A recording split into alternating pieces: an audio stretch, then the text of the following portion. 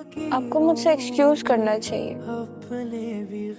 अब बहुत हर्ट किया है मुझे।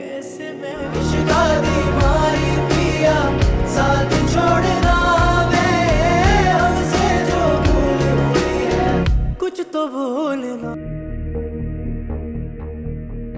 अगर गाड़ी होती तो वर्दा को ड्राइव करके आ जाया करती।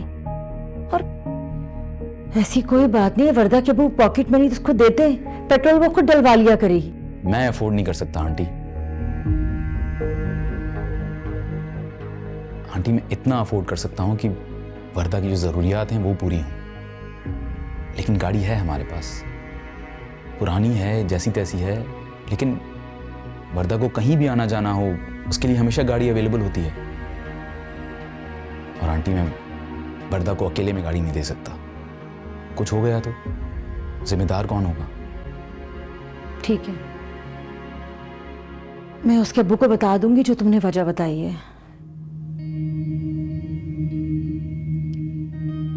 एक बात तुमसे और करनी थी बेटा। वर्दा को हमने बहुत लाड प्यार से पाला है और उसे इतनी जल्दी सुबह उठने की आदत नहीं है।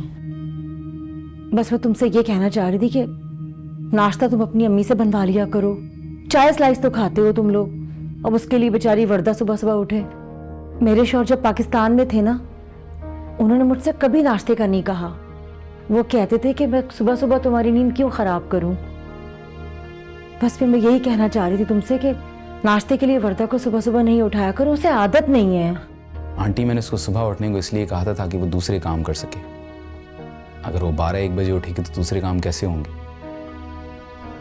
और आंटी बेटी को सुबह 12-1 बजे तक सोते रहने देना लाड नहीं, गलत तरबियत है।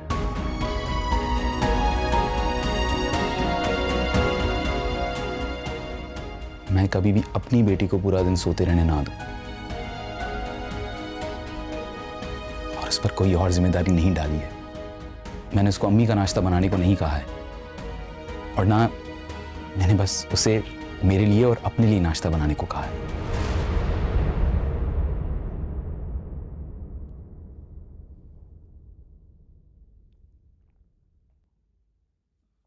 Thank you so much.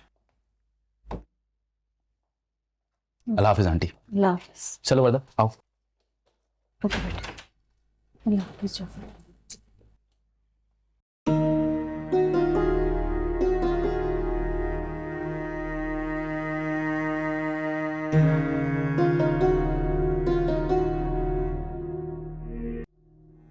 आपने जो मामा से बात की सुनी मैंने। बहुत बदतमीजी की है आपने मेरी मामा से। तुमने मुझे मजबूर कर दिया। मैंने तुमसे कितनी बार कहा है कि हमारे घर की बातें अपने घर में मत किया करो और अपने माँ बाप को ये मत कहा करो कि तुम्हारी वकालत करने आ जाए। अगर वो तुम्हारी वकालत करने आएंगे तो मुझे तो अपनी दिफा में कुछ बोलना पड़ेगा ना। तो आपने मम्मा से ये कह दिया कि उन्होंने मेरी तरबियत ठीक नहीं की। तुम्हें लगता है तुम्हारी तरबियत ठीक हुई है? छोटी छोटी बातों पर जिद करने लगती हो, कोई बात मानती नहीं हो। तुम्हें अपने हुकूक का तो पूरा अंदाजा है लेकिन जिम्मेदारियों का कोई एहसास नहीं है। तुम हमारे घर की हर बात अपने माँ बाप के सामने कर देती हो, अपने शौहर की कोई इज्जत नहीं करती। तुम्हें लगता है कि तुम्हारी तरबियत ठीक हुई है। तो फिर नहीं करते ना मुझसे शादी? क्यों मेरे पीछे पड़ के मुझसे शादी की आपने? मर्दा, अगर मुझे अंदाजा होता कि तुम्हें इन छोटी छोटी चीजों का एहसास नहीं है तो मैं सोचता इस बारे में। कि तुम मुझे अच्छी लगती थी, तुम अब भी मुझे अच्छी लगती हो और मेरी ख्वाहिश थी तुमसे शादी करना, तो इसमें कुछ गलत तो नहीं किया ना मैंने। लेकिन मैं अपनी जिम्मेदारियां पूरी तरीके से निभा रहा हूं। लेकिन जो तुम मुझे करने को कह रही हो उससे मेरी इज्जत नफ्स मजरूह होती है। मेरे पास गाड़ी है तो मैं तुम्हारे अब्बा से गाड़ी क्यों लूं? एक ऐसा हाथी क्यों पालूं जब मैं उसे खाना नहीं खिला सकता? तुम कहती हो कि तुम्हारे अब्बा से उम्रे की टिकट ले लूं या अपने घर का लाइफस्टाइल भी वैसा बना लूं जो तुम्हारे घर का है। लेकिन मैं वो लाइफस्टाइल अफोर्ड नहीं कर सकता।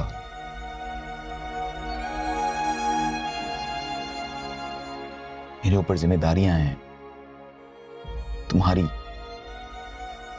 मेरी अम्मी की, मेरी बहन की, और मैं उन जिम्मेदारियों को नजरअंदाज नहीं कर सकता। अब राहिला आपा का गुस्सा मुझ पर मत उतारें। क्या मतलब राहिला? इसका क्या मतलब, एक्सप्लेन करो। मैं कुछ एक्सप्लेन नहीं करना चाहती, जो मैंने कहना था मैंने कह दिया। देखो, तुम मेरी आपा के हवाले से ऐसी बात नहीं कर सकती, ठीक है? आइंदा मैं बर्दाश्त नहीं करूंगा।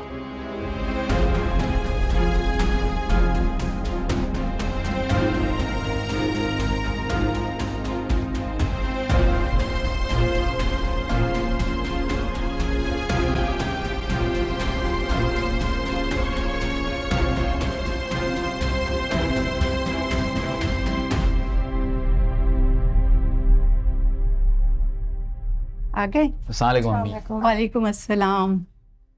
और बेटा, तुम्हारे घर में अम्मी और सब लोग कैसे थे? इसको क्या हुआ? अम्मी आप इसको फिलहाल छोड़ें, कोई फायदा नहीं है। मुझे भूख लग रही है, खाना लगा दें प्लीज। चलो, ये मुझे दो, मैं खाना लगाती हूँ, तब चेंज करूँ।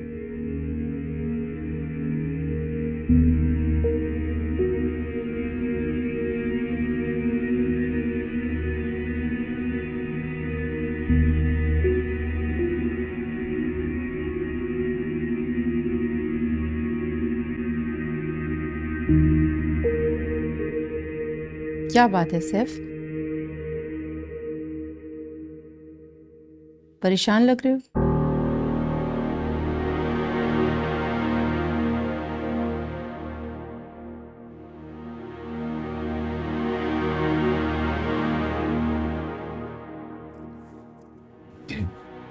मेरी नौकरी जा रही है अम्मा। क्या?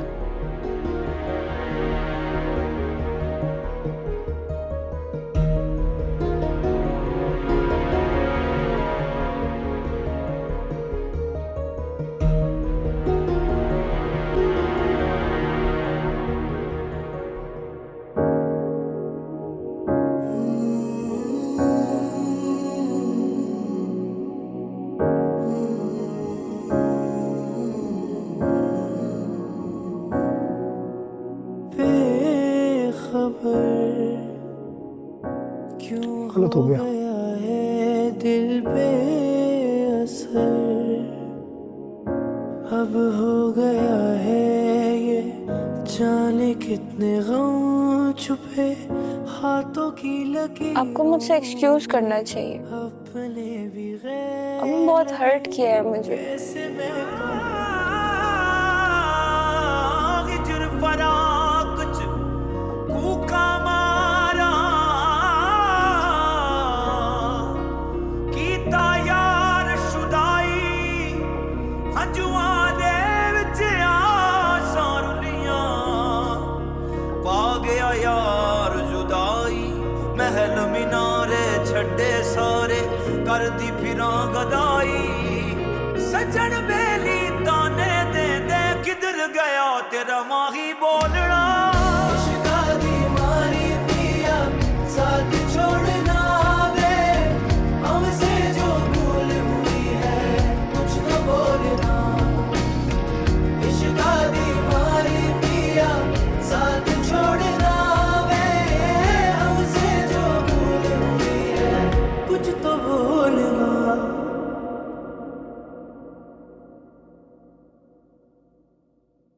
तुम तो इतनी मेहनत भी कर रहे थे, कंपनी को फायदा भी पहुंच रहा था, फिर प्राइवेट कंपनी अम्मी, स्टाफ की जब जरूरत नहीं पड़ती तो निकाल देते हैं। अब क्या होगा? कुछ नहीं। अरे मतलब एक दो जगहें हैं, मैं ढूंढ लूंगा कुछ ना कुछ अम्मी, आप टेंशन मत लें।